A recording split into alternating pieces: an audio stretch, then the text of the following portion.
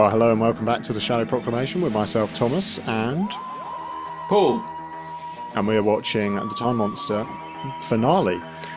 This has been a rip-roaring adventure of a story, hasn't it?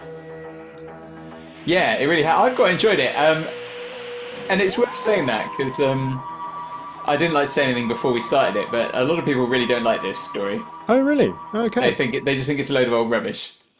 Because it had a hilarious opening episode that was kind of quite fun and campy, and then it got very serious. And,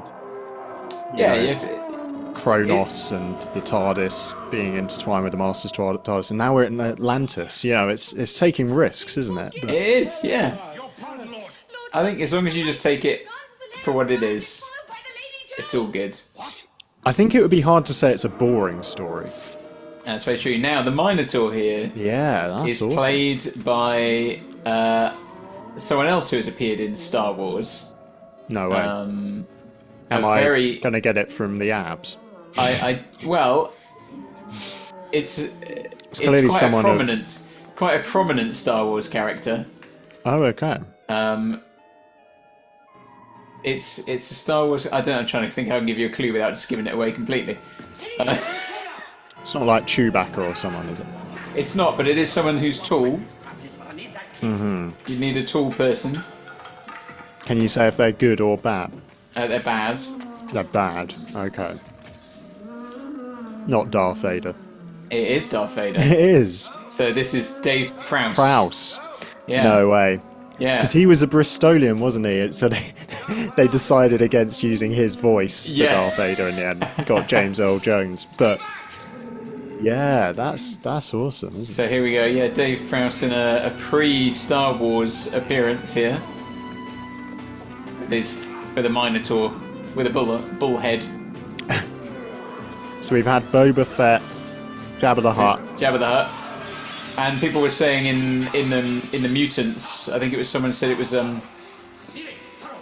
not Wedge, was it? Like one of Luke's friends, one like Kai or one of those people was one of them was in. Oh, we had the Professor Sonderberg was in Star Wars as well. Yes.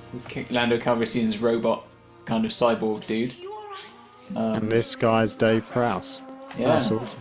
It's kind of cool that it's a crystal because that has a kind of mythic quality, doesn't it? But also, you get quartz clocks, don't you? So the idea of it being a time thing.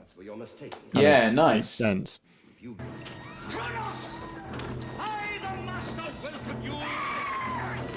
Oh no.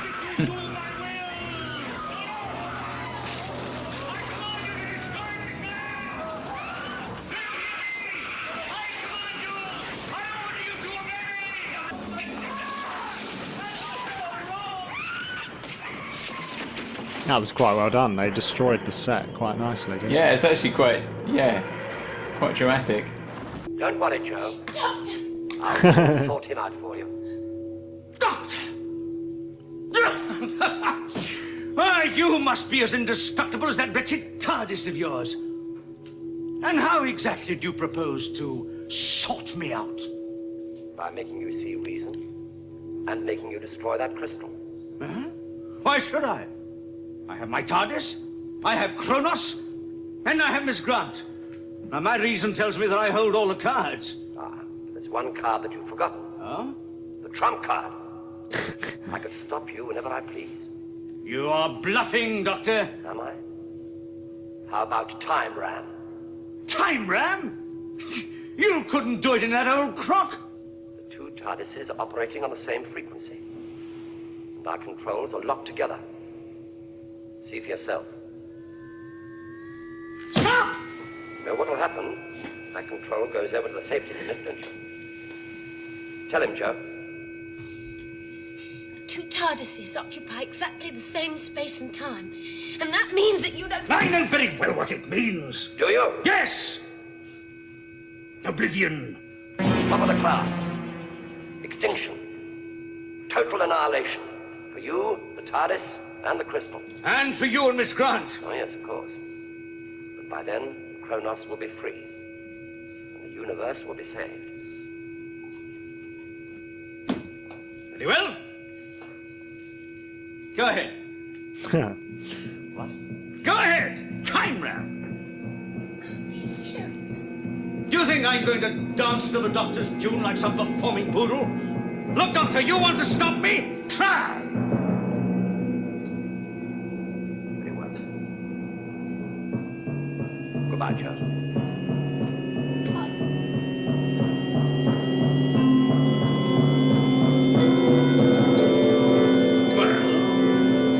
Why have you stopped?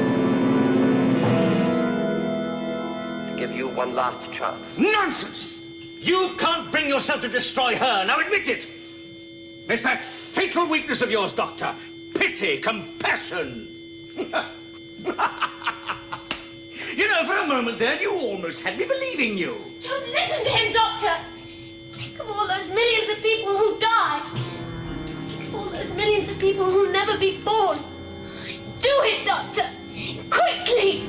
But Joe, there may be another way. Of course there is. The way to unimaginable glory. Goodbye, Doctor! No! Too late! Go!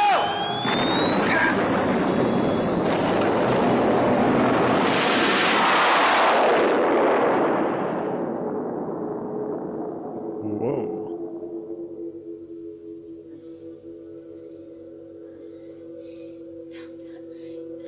That was quite dramatic, wasn't it?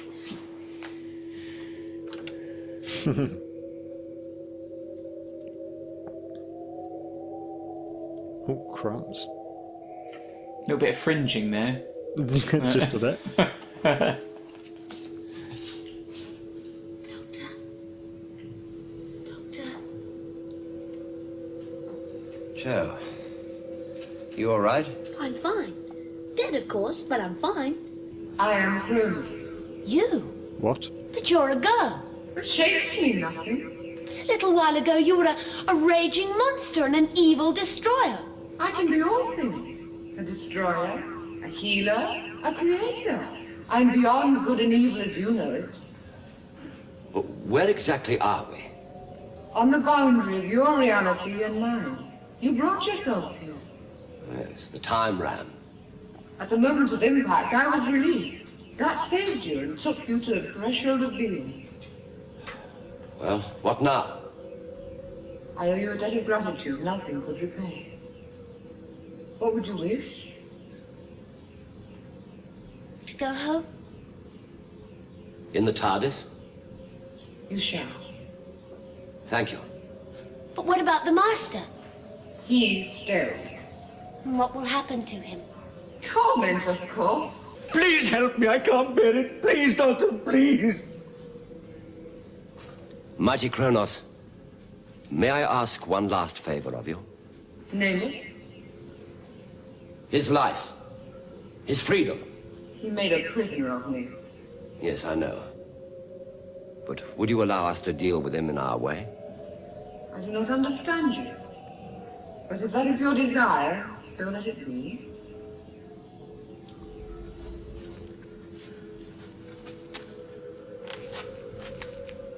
Thank you, Doctor. Don't thank me. You're coming back to Earth with us. Yes, of course. No! No! Kronos! Stop him! Stop him! Kronos! You asked him to be given his freedom. He has it. Here we go again. Come on, Wow. baby. Come on, get it down here. Baby Benson.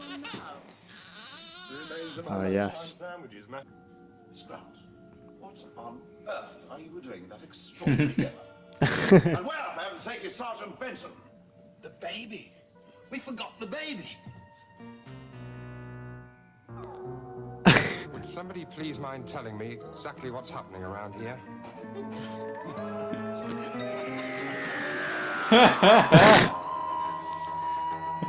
Just laughing at him. Naked Benson, everyone just have a good laugh. Naked Benson. Well, you know, I actually thought that was quite brilliant. Really? Yeah, I think so. You enjoyed it? Yeah, just in terms of like Doctor Master face off. Mm-hmm. Felt like the stakes were pretty high, didn't it? And because we've seen a lot of that from the Pertwee era so far, but I just thought that was really well done. The bit in the TARDIS where the Doctor's like, I'm going to time ram you. And he's like, no, you're not. All right, go on then. And the Doctor's like, oh, actually. And then Joe's like, no, go on then. But it felt genuinely tense and kind of like a moral dilemma type thing. And it's kind of out there, isn't it? That scene where they're in that sort of on the boundary between these two realities. There's the TARDISes, the TARDI, and the that kind of CSO, reality that they're in with Kronos. There, it's quite out there. It's not something you see all the time. So that's quite nice. I quite like it. I think you're right. There's some really nice Doctor Master stuff in this, where they're pitted against each other. And what did you think of it as an episode overall? Yeah, I've enjoyed it. I've enjoyed it as well. I thought it was a good ending, and I thought there's a couple of nice bits in there. That bit we just talked about there, and also the scene with the Doctor and Joe when they're in prison, and he has that conversation about when he was younger and being back home, and the hermit on the mountain, and the daisiest daisy and stuff like that. It sort of has quite a nice little bit of lore kind of being woven in there without giving too much away or really giving anything away. We haven't had loads of that kind of stuff in this series, so it's quite nice to get that. Did Whittaker reference that before her regeneration? The daisiest daisy? Or didn't she say, like, the blossomiest blossom or something? Yes, but it was that sort of speak, wasn't it? Yeah, it's definitely a reference to that, yeah. Because I remember you at the time going, huh, and I was like... that's very much me. That's the sound that Paul makes when something's referencing the classic era. Yeah, but Thomas hasn't seen it, so I can't, I can't really give it. It means nothing. Yeah. I've actually thought it was quite a good... another good finish, and I've enjoyed the story. Like I said to you, it's not got a great reputation. Some people are not big fans of it, but and so I was a bit concerned going into it. I said to you at the beginning, I think it's one I've only really seen once or twice really in entirety, so I couldn't remember much of it and all the details of it, so I wasn't sure whether it was going to drag, and because of its reputation. But I have enjoyed it, really. It's got a lot of fun stuff in there, and some, there's fun stuff, but there's also some nice ideas. And some genuinely, quite heavy moments as well, like the aging and dramatic de-aging and stuff. And it was quite bleak at points, wasn't it? So it was doing a lot of tonal shifts, but I think it just about pulled it off. It didn't feel like the humour undermined the serious moments and vice versa. No. Yeah. So I've enjoyed it. I think it's perhaps not as strong a finish to the season as something like the Demons. Sure. But nonetheless, and this season doesn't seem to have such a strong theme, whereas the last season's theme was the Master. This is not quite what it was here. They've kind of played that card already, haven't they? But that's fine. I think it's been an enjoyable 6 parts on the whole. Lots of nice things, good characters. Yeah, I'd agree. Yeah, I think you're absolutely right. It's definitely not as tight a story as the Demons, because that just felt very efficient and just flew by. There were parts of this where I kind of thought, it feels like you're waggling on the T a little bit, but I wouldn't say it got boring. And the fact that it shifted to Atlantis in part 5 kind of opened the story up quite a lot. Yeah, new characters and situation. The thing I would have liked to see a bit more of the Minotaur, though, because it's really quite brief by the time. It is quite underused, isn't it? Yeah, it's all sort of over and done with within a few minutes, and you kind of think they could have had a few other scenes with that and worked it in maybe a little bit earlier in the story to create a sense of the jeopardy around it, that this creature really is vicious, so it is all over a little bit too quickly, really, which is a shame, because 6-parters, you generally do have the time to give to those things, but never mind, it is what it is. So it is what it is. Well, mate, we've done season 9. Oh yeah, of course. That's a weird thought. We've wrapped up. So next thing for us is obviously the review, and then onwards into season 10. exciting times. Double figures. Yeah. Wow. It's quite something for us. So Yeah, this is very exciting. yeah. Well, if you want to join us for season 10, do subscribe, and that will keep you in the loop. You'll be the first to know when new videos come out. If you click the bell as well, you'll get a little notification when we put out a new video, because I realise now people are subscribed to so many things on YouTube that it often just gets lost on your feed, doesn't it? But yeah, if you join our Discord community as well, link in the description, you can continue some of these conversations, and we share all sorts of bits of trivia and just kind of silly things as well, but good Doctor Who chat in there.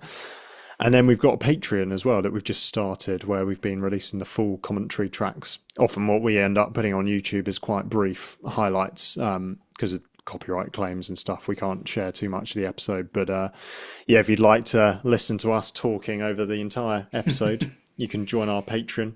You could join for a month perhaps and see what you make of it. Just listen to a few episodes that you'd especially want to hear the full reaction to, and it's very flexible. So yeah, see what you think. And yeah, is there anything else to say, Paul? No, I don't think so. Just yeah, thanks for another season, and hopefully we'll see you again soon for the next one. Yeah. Adios, muchachos. Bye bye.